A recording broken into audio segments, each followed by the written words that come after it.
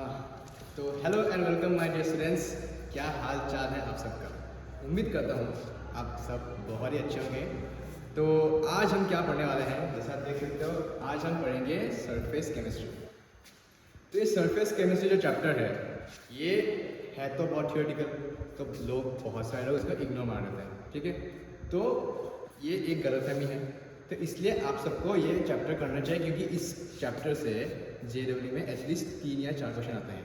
और ये चैप्टर अगर तुम क्वेश्चन अटेम्प्ट करोगे तो बहुत स्कोरिंग होता है, और इसमें गलती करने के भी चांसेस बहुत कम होते हैं, ठीक है।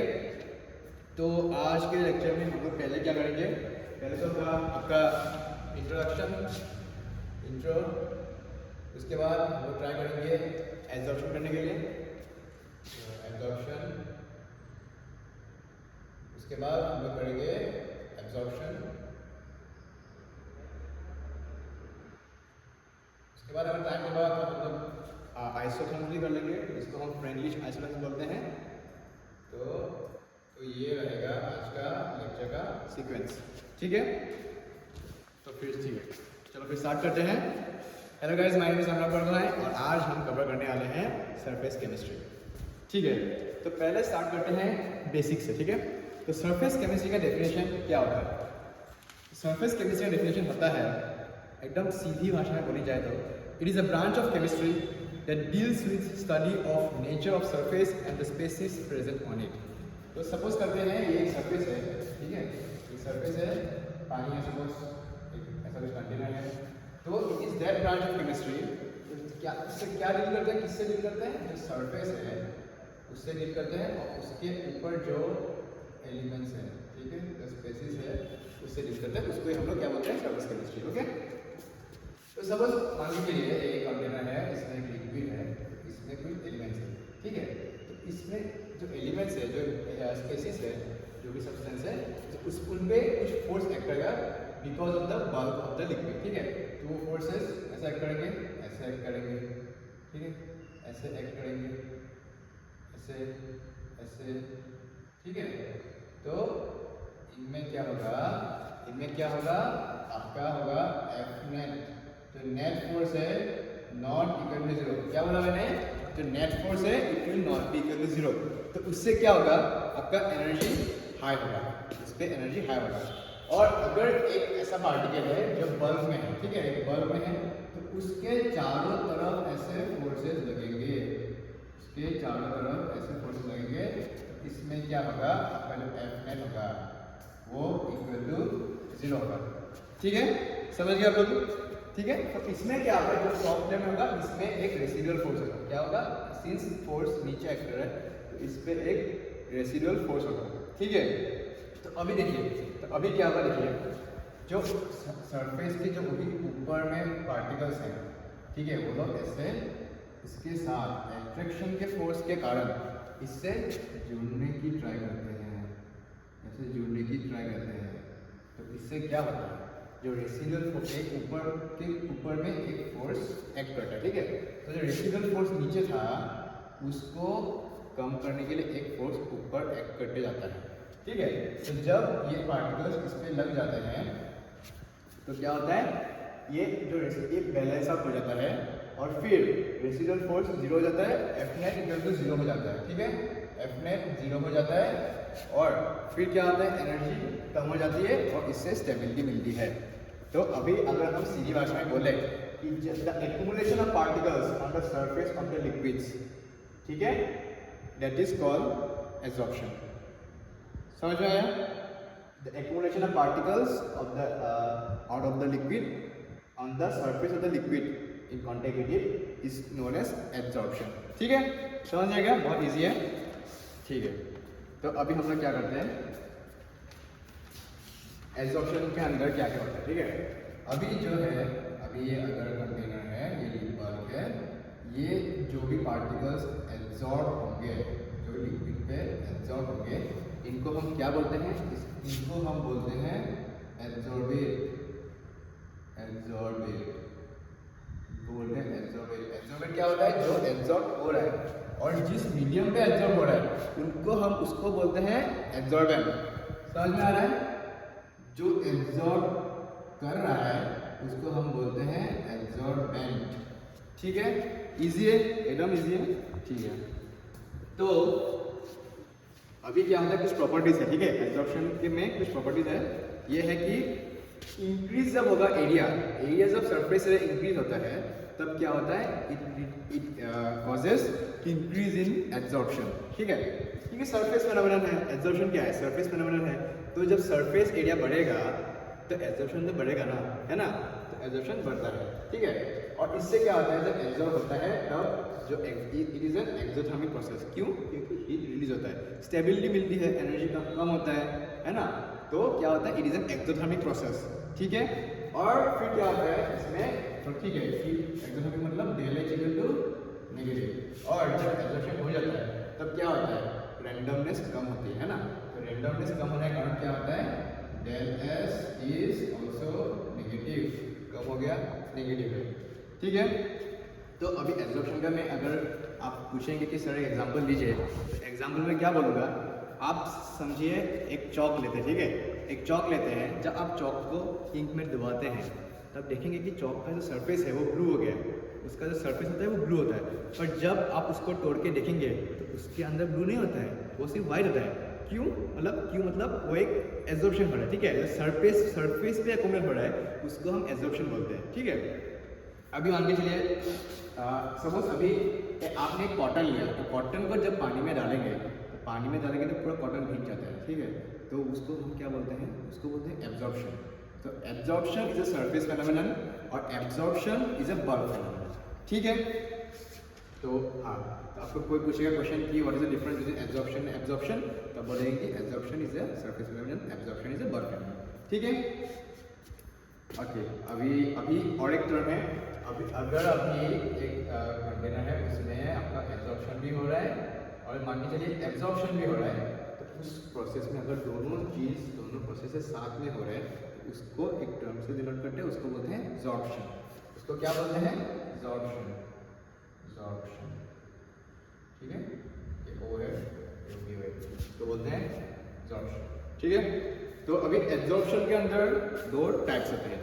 There are two types of absorption, जिसको हम बोलते हैं फिजिजॉर्प्शन और केमिजॉर्प्शन। तो फिजिजॉर्प्शन क्या होता है और केमिजॉर्प्शन क्या होता है, ठीक है, यहाँ पे जगह नहीं है, यहाँ पे नोटिस बोर्ड पे करते हैं। तो फिजिजॉर्प्शन होता है फिजिजॉर्प्शन और एक होता है केमिजॉर्प्शन। ऐसे मैं केमी लिख देता हूँ। ठीक है, तो इसमें फर्स्ट डिफरेंस है, फिजिजॉर्प्शन में क्या होता है, इसमें जो एब्जॉर्प्शन होता है, जब जो पार्टिकल्स एब्जॉर्ब हो रहे हैं, जिस फोर्स के कारण हो रहे हैं, that is because of weak van der Waals forces. तो क्या होता है, वीक फोर्सेस, इसमें वीक फोर्सेस है। और इसमें क्या होता है, it is due to chemisorption है। ठीक है, it is due to strong forces that are known as covalent और आयनिक बॉन्ड्स। आयनिक बॉन्ड होता है। ठीक है, वैन डेर वाल्स फोर्स होता है, वैन डेर वाल्स बॉन्ड होता है, तो इसमें होता है कोवेलेंट एंड आयनिक बॉन्ड्स। ठीक है, और अभी क्या होता है, अभी ये सिंस वीक फोर्स है, एनर्जी कम रिलीज होता है, तो इसलिए क्या होता है, जो एंथैल्पी है वो लो होता है। तो एंथैल्पी कितना होता है इसमें अराउंड होता है 20 to 40 किलो जूल पर मोल। ठीक है, और इसमें होता है, इसमें बहुत हाई होता है, इसमें कितना होता है 80 to 240 किलो जूल पर मोल। ठीक है, आयनिक बॉन्ड है, कोवेलेंट बॉन्ड है। ठीक है, बहुत स्ट्रॉन्ग बॉन्ड है, तो इसमें क्या होता है, बहुत हाई होता है। ठीक है, मजा आ रहा है बच्चों। तो और ये क्या है, देखो फिजिजॉर्प्शन में क्या है, it is favourable at low temperature. Favourable at low temperature लिख देता हूँ, देखो कितना लिखूंगा, फेवरेबल एट हाई टेम्परेचर। ठीक है, हाई टेम्परेचर। ठीक है, और क्या होता है, जब टेम्परेचर इंक्रीज होता है, एक चीज में बोलने भूल गया, जब टेम्परेचर इंक्रीज होता है तो फिजिजॉर्प्शन केमिजॉर्प्शन दोनों बढ़ता है। ठीक है, दोनों बढ़ता है, टेम्परेचर बढ़ने से क्या होता है, बढ़ता है। सर पहले क्या बोला मैंने, सरफेस एरिया बढ़ने से बढ़ता है। ठीक है, अब याद रखना कि टेम्परेचर बढ़ने से भी बढ़ता है। ओके, और इसमें क्या आता है, और एक पॉइंट है यहाँ पे, no activation energy required. Activation energy required, no activation energy required. ठीक है, और इसमें क्या होता है, activation energy required, activation energy required. तो क्यों होता है ये एक्टिवेशन एनर्जी रिक्वायर्ड, कहाँ से मिलेगा, क्योंकि high temperature is preferred. High temperature preferred है तो क्या होगा, इसलिए तभी वहीं से तो मिलेगा एक्टिवेशन एनर्जी। ठीक है, समझ गया, क्लियर है अब तक? ओके, और दोनों में टेम्परेचर इंक्रीज होने से इंक्रीज होता है। ठीक है, तो अभी और एक टॉपिक है जिसको हम लोग बोलते हैं आइसोथर्म्स, एब्जॉर्प्शन आइसोथर्म्स बोलते हैं उसको। ठीक है, एक छोटा सा टॉपिक है पर इसमें से जेईई में क्वेश्चन बहुत आता है। ठीक है, बहुत बेसिक टॉपिक है, सिंपल सा टॉपिक है, इसमें क्वेश्चन बहुत आता है। ठीक है, इसमें एब्जॉर्प्शन आइसोथर्म्स, ठीक है, एब्जॉर्प्शन आइसोथर्म्स, इसमें क्या होता है, एक सिंपल सा फॉर्मूला है, इसको हम डिनोट करते हैं x/m equal to k p⁻1/n। ठीक है, x/m equal to k p⁻1/n। तो अभी मान के चलिए एक सरफेस है, ठीक है, ये बल्ब है, ठीक है, इसमें जो पार्टिकल्स लग रहे हैं, ठीक है, इसमें जो पार्टिकल्स एब्जॉर्ब हो रहे हैं, एब्जॉर्बेड है, उनका वेट हम मान के चलते हैं कि मास मान के चलते हैं कि x है। ठीक है, तो इनका इस जो बल्ब है, बल्ब का जो मास है वो है m। ठीक है, तो अभी जो रेट ऑफ एब्जॉर्प्शन है, तो रेट ऑफ एब्जॉर्प्शन है इसको हम x/m equal to k p⁻1/n से डिनोट करते हैं। इस पे टेम्परेचर कांस्टेंट होता है और p का मतलब होता है प्रेशर। तो बेसिक अगर सीधी भाषा में बोली जाए तो इसका डेफिनेशन है the variation in amount of gas absorb. तो गैस है एब्जॉर्ब हो रहा है जिसको हम x से डिनोट कर रहे हैं with pressure at constant temperature is express by means of A curve. अभी क्या है, एक कर्व है, कर्व से डिनोट करते हैं, इसको आइसोथर्म बोलते हैं। और नीचे होता है आपका p होता है, p में क्या होता है, अभी एक कर्व है ऐसा आपका, ये इनको हम क्या बोलते हैं, एब्जॉर्प्शन आइसोथर्म्स। ठीक है, ये थोड़ा सा ये ऊपर रहता है, ठीक है, ये ऐसे थोड़ा सा ऊपर रहता है, ये होगा आपका अराउंड 195 केल्विन, ये होगा आपका 244 केल्विन और ये है आपका 273 केल्विन। ठीक है, तो ये जो रेट है तो देख सकते हैं आप, जैसे प्रेशर के इंक्रीज होने के साथ साथ ये जो आपका रेट है वो बढ़ते जा रहा है और एट हाई प्रेशर ये आपका स्टैग्नेंट हो रहा है।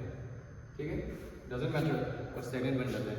ठीक है, तो अभी अगर हम दोनों तरफ सपोज लॉग लगा दें तो क्या बनेगा, इक्वेशन का अगर हम लॉग लगा दें तो कैसा बनेगा, log x/m। ठीक है, फिर तो क्या होगा, बोलो, log क्या होगा, प्लस 1/n नीचे आता है ना लॉग लगने से, log ये क्या बन जाएगा, p बन जाएगा। तो इसको हम अगर एक लाइन के इक्वेशन से मैच करते हैं, स्ट्रेट लाइन, तो होता है y equal to mx plus c। देख रहे हो, y equal to mx plus c से मैच कर रहे हैं, ये है y इंटरसेप्ट, ये है आपका c और ये है आपका mx। ठीक है, तो अगर हम इसे ग्राफ बनाएंगे तो ये ग्राफ कुछ इस तरह बनता है। ओके, ऐसा होता है, ऐसा होता है आपका, ये होता है आपका log k। तो हमने इस तरफ क्या लिया, y लिया, y को किससे डिनोट किया, x/m से, x/m से डिनोट किया, इसको हमने डिनोट किया log e से। ओके, तो ये आपका जो स्लोप है, ये m का वैल्यू देखिए किससे, 1/n का डिनोट कर रहे हैं, p log p को हम लोग x एक्सिस में ले रहे हैं, तो ये है आपका जो स्लोप है, m को क्या बोलते हैं, m स्लोप होता है। ठीक है, तो स्लोप क्या है, इसके स्लोप जो होता है, स्लोप इक्वल टू 1/n। ये बहुत इंपॉर्टेंट बात है, ये आपको ध्यान रखनी चाहिए। ये आपका हो गया आपका फ्रेंडरिज आइसोथर्म। ठीक है, और भी एक आइसोथर्म है, लैग्रेंज बोलते हैं उसको, वो इंपॉर्टेंट नहीं है तो उसको हम लोग नहीं पढ़ते इतना। और ये जो इक्वेशन है ये हो गया आपका सॉलिड के लिए, सॉलिड के लिए हो गया। और इक्वेशन है जिसको हम ऐसे डिनोट करते हैं x/m, अच्छा लिख देता हूँ, x/m equal to k c⁻1/n। इसको हम यूज करते हैं फॉर सॉल्यूशन, फॉर लिक्विड। इसमें c क्या है, c इज द सॉल्यूशन का कॉन्सेंट्रेशन। ठीक है, समझ में आ गया? तो ओके, तो आज हमने फिर क्या क्या सीखा, एक बार रिवाइज कर लेते हैं। पहले हमने सीखा कि सरफेस केमिस्ट्री क्या होता है, is the branch of chemistry deals with the property of the surface and the particles that are getting attached to it. और एब्जॉर्प्शन किसको बोलते हैं, एब्जॉर्प्शन इज अ क्या बोलते हैं उसको, सरफेस फेनोमेनन है। तो सरफेस पे जो एक्यूमुलेट होते हैं उनको, उसको हम एब्जॉर्प्शन बोलते हैं, और जब बल्क हो जाता है उसको हम एब्जॉर्प्शन बोलते हैं। डिफरेंस पता चल गया आपको?